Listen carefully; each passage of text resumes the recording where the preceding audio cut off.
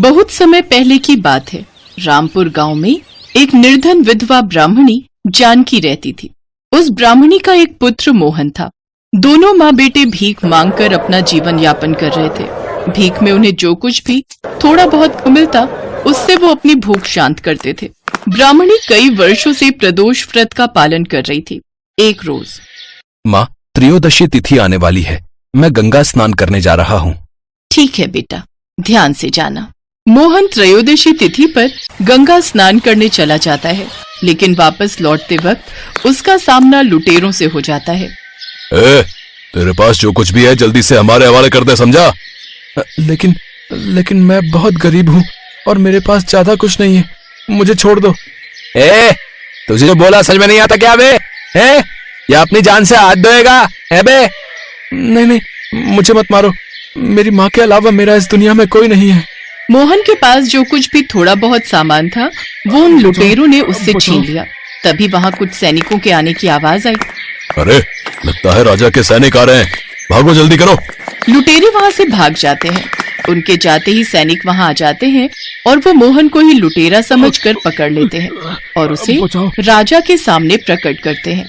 लुटेरों के लिए मेरे राज्य में एक ही सजा है, इसे कारागार में बंद कर दिया जाए। लेकिन राजा साहब, मेरी बात तो सुनिए। हमें कुछ नहीं सुनना, हमने कहा ना, इसे पकड़कर बंद कर दिया जाए। सैनिक उसे पकड़कर कारावास में डाल देते हैं। उधर मोहन के ना लौटने पर उसकी बूढ़ी माँ को उसकी चिंता सताने लगी। उस रोज उस बूढ़ी माँ ने प्रदोष काल का व्रत रखा था। जब इस बात की जानकारी मिली तो वो भगवान शिव के आगे रोते हुए प्रार्थना करने लगी। हे प्रभु, मेरा बेटा जहाँ भी हो सही सलामत हो। वो बहुत भोला है प्रभु, उसकी रक्षा करना, उसकी रक्षा करना। उस ब्राह्मणी की प्रार्थना सुनते ही भगवान शिव उस राजा के सपने में आए। हे राजेश्वर, मोहन बिल्कुल निर्दोष है। वो कोई लुटेरा नहीं बल्कि एक राहगीर था जो लुटेरों का शिकार हो गया। उसे जल्द कारावास से रिहा किया जाए। राजा झट से नींद से जागा और तुरंत कारावास की ओर भागा और मोहन को छोड़ने का आदेश दिया। छोड़ दो इसे मोहन, मुझे माफ कर दो, मुझसे गलती हो गई जो मैंने तुम्हें लुटेरा समझकर कारावास में बंद करवा दिया। लेकिन अब मुझे पता चल गया है कि तुम लुटेरे नहीं बल्कि उन लुटेरों के शिकार हुए हो। अब मैं अपने किए का पश्चाताप करना चाहता हूँ। कहो, तुम्हें भेंट स्वरूप हमसे क्या चाहिए? राजा साहब, मैं सिर्फ एक मुट्ठी धान आपसे चाहता हूँ। एक मुट्ठी धान? लेकिन उसका तुम क्या करोगे? हे राजन, इस समय मेरे लिए ये धान संसार का सबसे अनमोल धन है। मैं इसे अपनी माता को दूंगा, जिससे वो आज भगवान शिव को इसका भोग लगाएंगी और फिर वो अपना प्रदोष काल का व्रत खोलेंगी। फिर हम उस प्रसाद को ग्रहण करके अपनी भूख शांत करेंगे।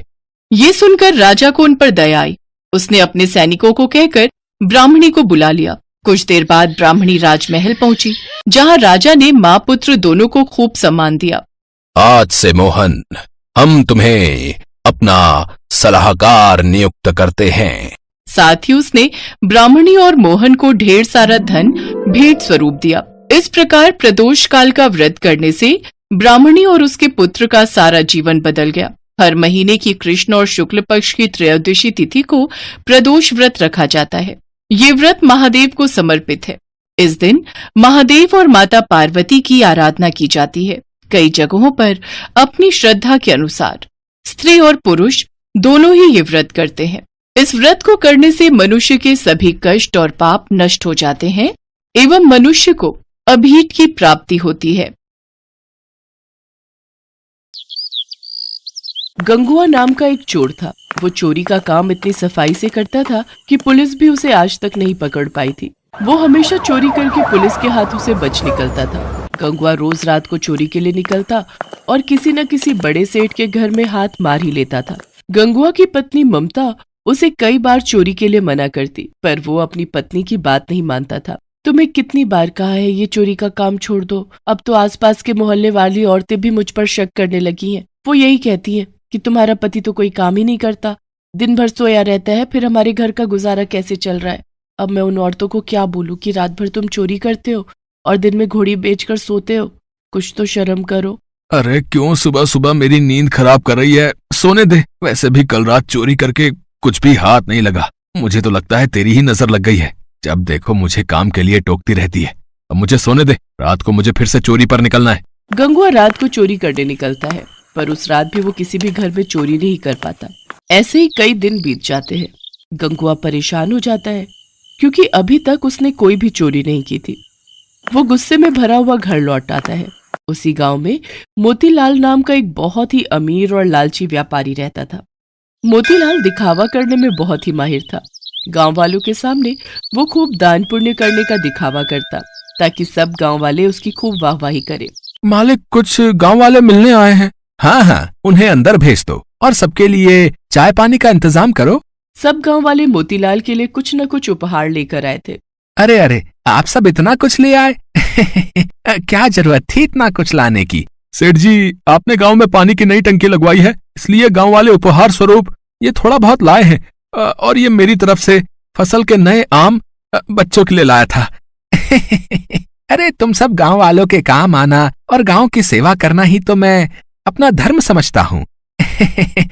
ठीक है, मैं ये रख लेता हूँ। गांव वाले अपने अपने घर चले जाते हैं। मालिक, छोटी सी टंकी लगवाने के बदले इतना सामान फायदे का सौदा है। अरे चुप चुप, दीवारों के भी कान होते हैं। जाकर देख अब कौन आया है, जा।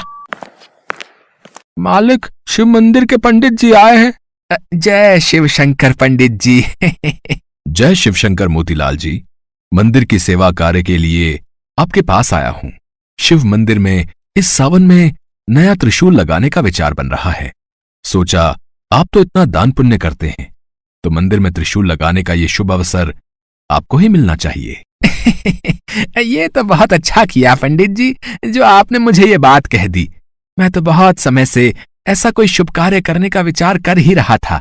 ठीक है, त्रिशूल के लिए जितने भी पैसे लगें आप मुझे बता देना, और त्रिशूल खाली सोने का बना होना चाहिए। मोतीलाल ने पंडित जी को सोने के त्रिशूल के लिए हाँ तो कर दी, पर पंडित जी के जाने के बाद वो सोच विचार में पड़ गए। सोने का त्रिशूल बहुत महंगा आएगा, दिखावा करने के चक्कर में तो मैं लुट ही गया।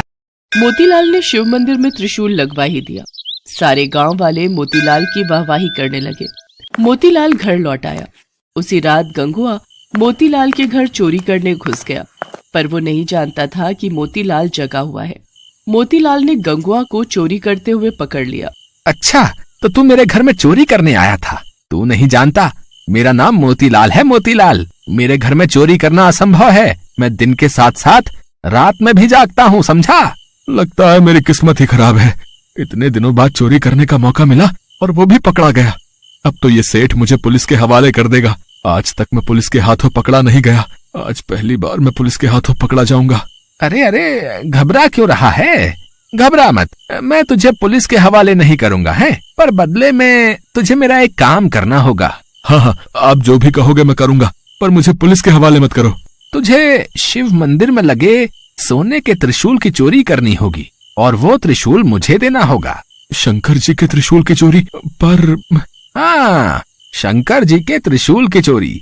तुझे अभी इसी समय त्रिशूल चुराकर मेरे पास लाना होगा, उसके बाद मैं तुझे छोड़ दूंगा। नहीं तो तू जानता है, मैं शोर मचा दूंगा और तुझे पुलिस के हवाले कर दूंगा। फिर पुलिस तुझे महीनों तक नहीं छोड़ेगी। हाँ ठीक है सेठ जी, मैं अभी जाकर त्रिशूल चुरा कर लाता हूँ। गंगुआ उसी रात शंकर जी के मंदिर जाता है और त्रिशूल को चुराकर सेठ मोतीलाल को दे देता है, पर गंगुआ को उस रात नींद नहीं आती। अगले दिन सुबह पूरे गांव में शोर मच जाता है कि शंकर जी के त्रिशूल की चोरी हो गई है। सुनो जी, तुम्हें पता है शंकर जी के मंदिर से सोने के त्रिशूल की चोरी हो गई है। कहीं ऐसा तो नहीं कि त्रिशूल तुमने चुराया हो? मुझे सच सच बता दो। अगर तुमने ऐसा अनर्थ किया है तो भगवान से क्षमा मांगकर त्रिशूल वापस मंदिर में लगा दो। तुम्हें पता है, कभी कभी तो मुझे ऐसा लगता है तुम्हारे पापों के कारण ही आज तक मैं मां नहीं बन सकी। शायद तुम्हारे पापों की सजा हमें संतान का सुख न मिलकर मिल रही है। ममता रोने लगती है। गंगुआ जब ममता को रोते हुए देखता है तो उसे अपने ऊपर बहुत पश्चाताप होता है और वो ममता को सच सच बता देता है। मुझे माफ कर दो, मैं चोरी करने में इतना अंधा हो गया था कि मैंने भगवान को भी नहीं छोड़ा। मैंने अपने आप को बचाने के लिए शंकर जी के त्रिशूल को चुरा लिया और उस लालची सेठ मोतीलाल को दे दिया। अब मैं क्या करूं ममता? तुम पंडित जी को और गांव वालों को सब सच बता दो। डरो नहीं, सेठ मोतीलाल तुम्हारा कुछ नहीं बिगाड़ पाएगा, मैं तुम्हारे साथ चलती हूँ। गंगुआ मंदिर पहुंचता है। वहां पर गांव वालों की भीड़ लगी थी। सेठ मोतीलाल भी मंदिर में ही खड़ा था। सेठ जी, आपने इतने मन से भगवान शंकर के मंदिर में त्रिशूल लगवाया और देखिए कल रात को चोरी हो गया। सचमुच मैं इन सब बातों के लिए बहुत शर्मिंदा हूँ। पता नहीं चोर मंदिर के भीतर कैसे घुस गया। कोई बात नहीं पंडित जी, भगवान की जैसी मर्जी। अच्छा मैं चलता हूँ, कोई और सेवा हो तो बता देना। कहाँ चल दिए पंडित जी? कहीं त्रिशूल लेने तो घर नहीं जा रहे? क्या मतलब है तुम्हारा? क्या तुम जानते नहीं हो कि त्रिशूल की चोरी हो चुकी है? पंडित जी, चोरी का त्रिशूल सेठ मोतीलाल के घर पर ही है। अगर आप सबको यकीन ना हो तो आप इनके घर की तलाशी ले सकते हैं। ये तुम क्या कह रहे हो? सेठ मोतीलाल बहुत ही धार्मिक प्रवृत्ति के व्यक्ति हैं और त्रिशूल तो उन्होंने स्वयं ही मंदिर में लगवाया है, तो फिर त्रिशूल इनके पास कैसे हो सकता है? पंडित जी, ये सेठ मोतीलाल देखने में ही धार्मिक है पर मन से बहुत ही बुरी प्रवृत्ति के हैं। गंगुआ पंडित जी और गांव वालों को बीती रात की सारी सच्चाई बताता है, जिसे सुनकर सब लोग हैरान रह जाते हैं। सेठ मोतीलाल के घर की तलाशी लेने पर शंकर जी का त्रिशूल मिल जाता है। सेठ जी, ये त्रिशूल अब आप ही रखो। आप अब इस त्रिशूल को मंदिर में लगाने के अधिकारी नहीं है। भगवान तो श्रद्धा के भूखे होते हैं। यदि आपका मन नहीं था दान पुण्य करने का तो आप हम सभी को साफ साफ कह देते। ये दिखावा करने की कोई आवश्यकता नहीं थी। आज के बाद इस शिव मंदिर में आपके दिए पैसों का चढ़ावा नहीं चढ़ेगा। और पंडित जी, हम गांव वाले भी सेठ मोतीलाल के हाथों से कोई धर्म कर्म के कार्य में मदद नहीं लेंगे। हाँ, हर कोई सेठ मोतीलाल के खिलाफ हो जाता है। सेठ मोतीलाल अपना समूह लेकर घर चला जाता है। हे भोले शंकर, आज मैं आपके सामने ये प्रण करता हूँ कि मैं आज के बाद कभी भी चोरी नहीं करूंगा, हमेशा मेहनत की रोटी कमाऊंगा। गंगुआ, तुमने बहुत ही ईमानदारी का काम किया है। देखना, भगवान भोलेनाथ तुम्हें इसका फल अवश्य देंगे। उस दिन से गंगुआ ने चोरी करना छोड़ दिया। अब वो मेहनत मजदूरी करता था। ममता भी गंगुआ को मेहनत मजदूरी करते देख बहुत खुश थी। कुछ समय बाद ममता माँ बन जाती है और एक बहुत ही सुंदर बच्चे को जन्म देती है।